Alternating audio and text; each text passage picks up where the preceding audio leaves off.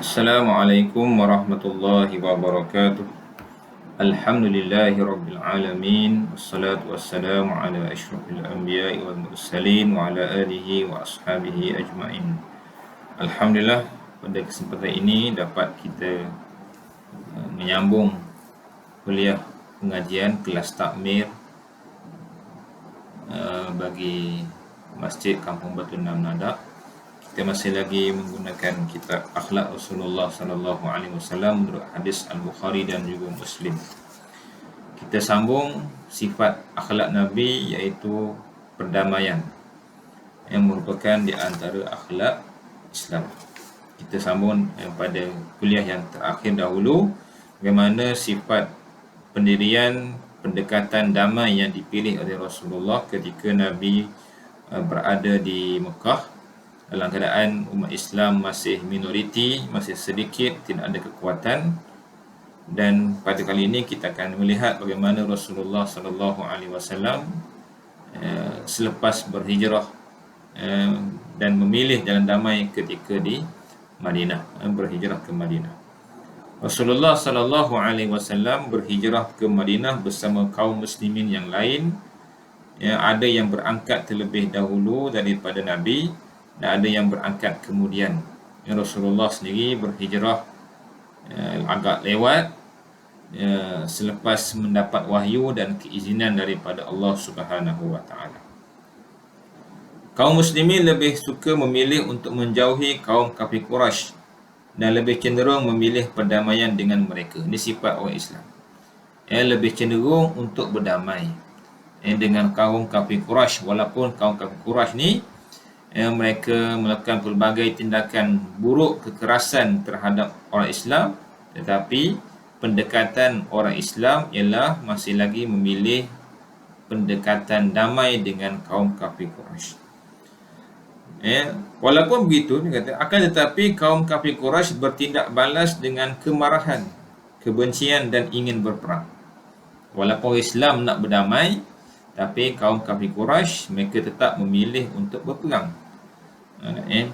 Bahkan mereka menghasut bangsa Arab dan bangsa Badui. Badui ini ialah Arab pedalaman yang berpindah randah, untuk memerangi dan memusuhi Nabi Muhammad sallallahu alaihi wasallam beserta para pengikutnya dan menghalang penyebaran risalah yang baginda bawakan. Ini pemusuhan yang keras oleh kaum kafir Quraisy terhadap Rasulullah dan juga sahabat-sahabat.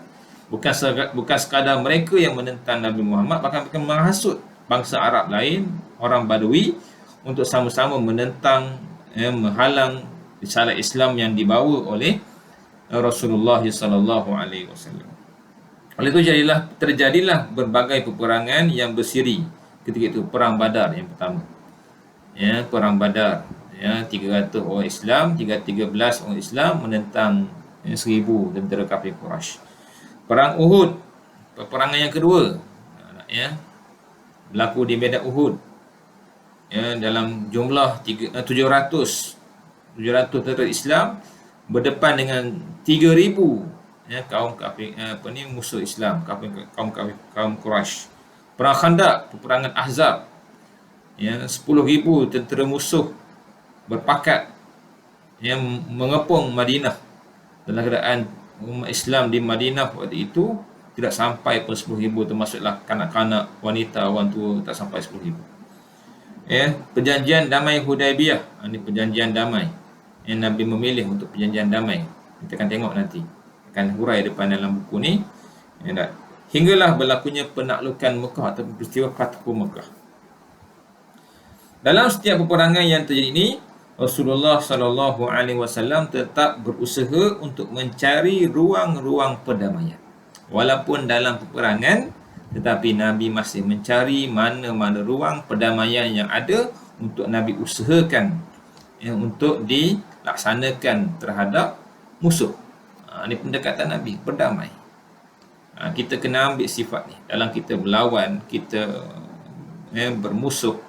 Orang Islam mesti mencari ruang perdamaian. Itu lebih baik dan lebih memberikan kesan yang positif terhadap dakwah Islam. Sekiranya tidak mampu dielak, barulah terpaksa untuk melakukan ataupun berperang. Rasulullah sallallahu alaihi wasallam telah berjaya membangun kekuasaan di Madinah. Dan Nabi ada kuasa politik, kuasa pemerintahan di Madinah. Seperti yang telah kita ketahui, Madinah merupakan kawasan laluan perniagaan kaum Quraisy. Ya, walaupun Nabi ni dah ada kuasa di Madinah, Nabi masih lagi membenarkan kaum Quraisy ni berniaga. Padahal mereka telah memusuhi, menyeksa, merampas dan mengusir kaum Muhajirin. Perjalanan dagang musim panas, iaitu perjalanan dagang ke kawasan Syam, merupakan salah satu sumber kekuatan ekonomi bangsa Quraisy. Ini kalau kita baca surah surah Quraisy, ila fi Quraisy, menyebut perjalanan kaum kafir Quraisy ni ke negeri Syam, ke negeri Yaman. Di antaranya ialah ke negeri Syam yang melalui Madinah.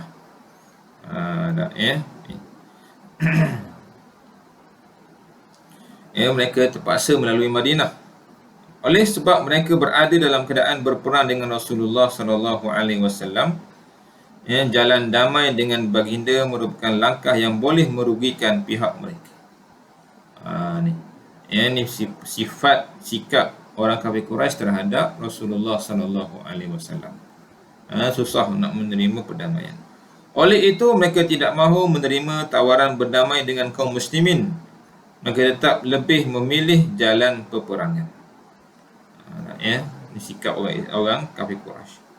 Dan pihak kaum muslimin terpaksa menghadapi keangkuhan dan kesombongan kaum Quraisy. Kemudian terjadilah peperangan Badar.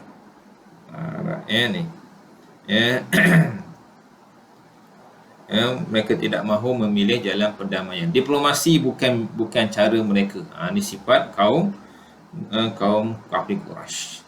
Walaupun mereka mempunyai kepentingan untuk lalu di jalan Madinah kerana untuk berdagang ke negeri Syam pada waktu itu. Baik. Kemudian kita akan masuk kepada kisah perang Badar. Perang Badar ni agak panjang, kita masuk sikitlah nanti. Jadi insya-Allah yang ni kita akan sambung dalam kuliah ataupun dalam rakaman yang akan datang insya-Allah. Kisah-kisah perang Badar, perang Uhud, perang Khandaq, perjanjian Hudaibiyah yang menjelaskan lagi pendekatan damai ataupun sifat perdamaian yang ditunjukkan oleh baginda Nabi Muhammad sallallahu alaihi wasallam yang junjungan besar kita. Mudah-mudahan kita mendapat sedikit manfaat, iktibar daripada apa yang telah kita kongsikan pada kali ini insya-Allah. Wallahu a'lam. Assalamualaikum warahmatullahi wabarakatuh.